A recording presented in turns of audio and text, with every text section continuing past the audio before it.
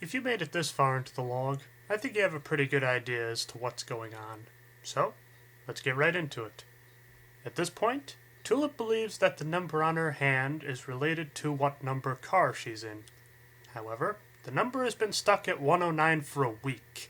As a way to lower the number, she runs through several cars. Some are actually pretty interesting.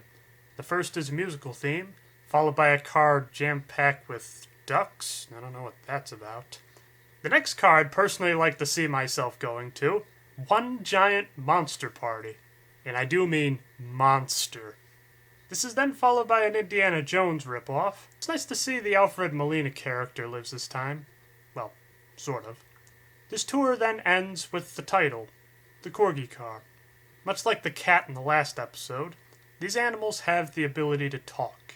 Unlike the cat, though, these dogs have a monarchy, led by Atticus. Whether this is a small reference from To Kill a Mockingbird, I can't say. I will say this, though. Before this point, I thought this dog was the conductor, being on the cover and all. I also thought he would be a she for some reason, but whatever. Back to the episode. Tulip is greeted by the king, who wants to give a tour of Corginia.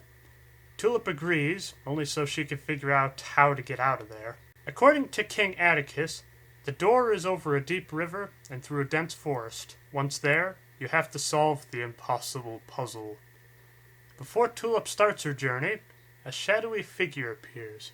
The only defense against it is to hide until it goes away. The last time this figure appeared, a building was flooded, but no such damage appears to have happened this time. With the coast being clear, Tulip makes her way to the door, but Atticus insists that he comes along as well. After the challenges, they make it to the door when the shadow appears again. Upon further inspection, they find it was only a spider hanging over a glowing orb. Atticus then eats the spider, mostly due to his dog nature rather than being hungry. In killing the spider, the number on Tulip's hand still remains the same, and the water level of Corginia is also the same. This prompts a well-justified outburst from Tulip about how the rules keep changing. Reminds me a lot of YouTube, actually. Atticus comforts her in the fact that while she has no answers now, the future will sure have them.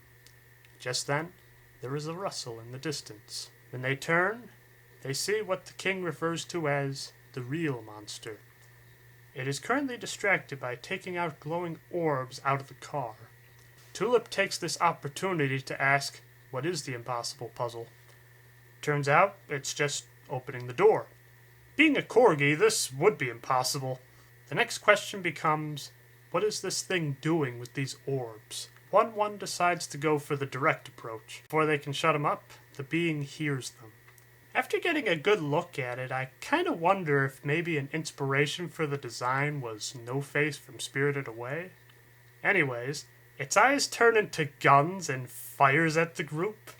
I love the imagination of this show. Atticus goes in first, but is quickly defeated.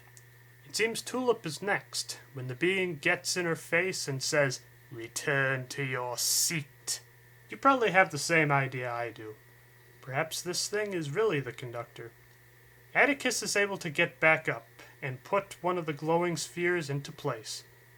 This distracts the being, giving Tulip enough time to open the door and slam the being's face, mask off, to reveal the being is not only a machine, but it has a sphere missing. After getting its head on straight, it goes for Tulip again, but is then distracted by 1-1. The being then goes through the door. In doing this, the number on Tulip's hand goes down to 101. The episode ends with Atticus wanting to join the group and hopefully take down this being.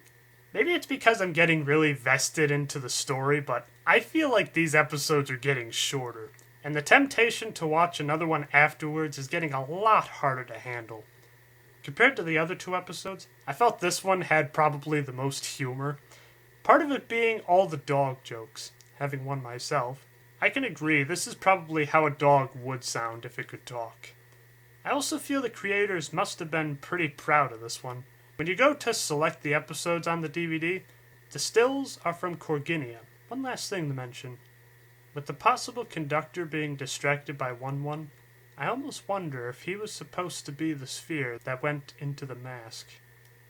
It's just my theory for now. Well, that's it for this vlog. I hope you'll join me next episode for the Crystal Car.